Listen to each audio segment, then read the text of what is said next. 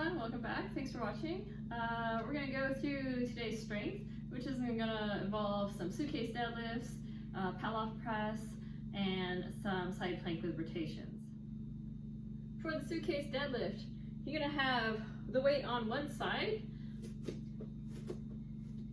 You're probably going to need a more narrow stance so you can let that object stay close to your side. You don't want it far out from you. It's going to make it a lot harder.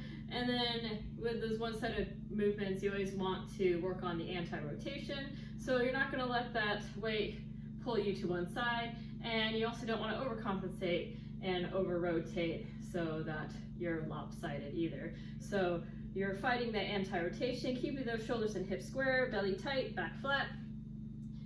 You're going to reach for the object, and then keeping those shins pretty vertical, you're going to sit your hips back, and you're going to push you to the ground, stand up all the way, and you're going to bring it back down. So you're going to continue that movement for 30 seconds, and then you're going to switch sides and do 30 seconds on the other side, and then you'll take a 30-second rest or transition to move on to the next movement. For the palloff press, ideally you're going to have a band that's hooked around something that's stable, and you're going to have that band at about chest level. The side that the band is on, you're going to be on the opposite side with that leg up, and you're going to have your body aligned with that band, squeezing your glute and try to make sure that your shoulders are even and your hips are square. You're not rotating to one side or rotating away from it, but you're very square here. You're going to squeeze your glute, try to get a straight line from the head all the way down to the knee, and you're going to hold that position as you press that band in and out. Again, working that anti-rotation.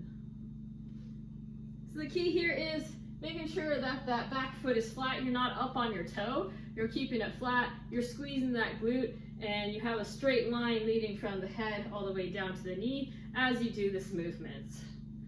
So you're going to do 30 seconds controlling it back and forth, or you could do a 30-second hold, and then you're going to switch and do the same thing on the other side. The last movement of your set is going to be a side plank with a rotation. You're going to get in a side plank, and always for a good side plank, you want your palm down, open, elbow right under the shoulder. You're going to push into the ground, keeping that shoulder strong, lat active, and you're going to try to make a straight line all the way from your feet to your head, keeping this side plank tight. Shoulders and hips are stacked. Everything is working here, and you have your hand up. You're going to swing it through, rotating your whole body, reaching across, and back out. You're going to rotate for 30 seconds, switch, hit the other side. And with any core movement, make sure that you're staying controlled rather than repping those fast. It's a lot harder to stay controlled rather than move fast and out of control. So keep that in mind. You're going to go through 4 to 5 sets of those movements. For the Metcon of the day, we have 21-15-9, the classic rep scheme of CrossFit. You have some sumo deadlift high pulls, dumbbell snatches, and mountain climbers.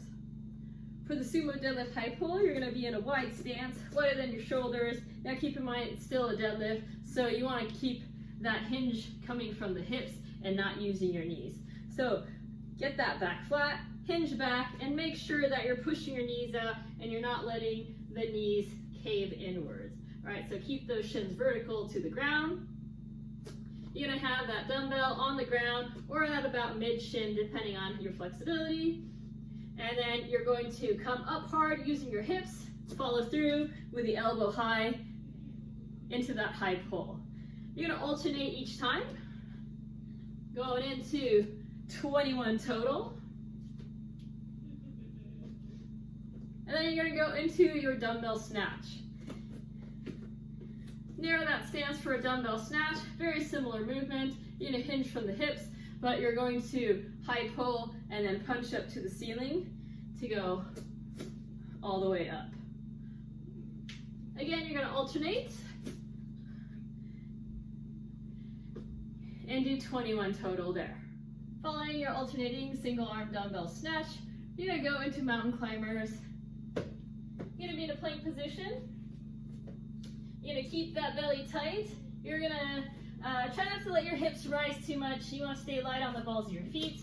And then you're going to drive the knee up, foot next to your hand. Your knee should be close to your shoulder, and then you're gonna jump and switch legs, keeping light on the balls of your feet, and you wanna make those movements quick. For this one, each rep, or right-left, is gonna be 1 rep. So you're gonna have to do 21 on both right and left legs before you go back to the sumo deadlift high pulls. So 21, 15, 9, you have 21 total of the alternating sumo deadlift high pulls. That's gonna be 11 on one arm, 10 on the other, and then you have a dumbbell snatch, same thing, 11 on one arm, 10 on the other. It's uneven, but 1 rep isn't gonna matter too much in the grand scheme of things. And then you have 21 mountain climbers, so 21 in each leg. Okay, and then you go through the same rep scheme of 15 and then 9.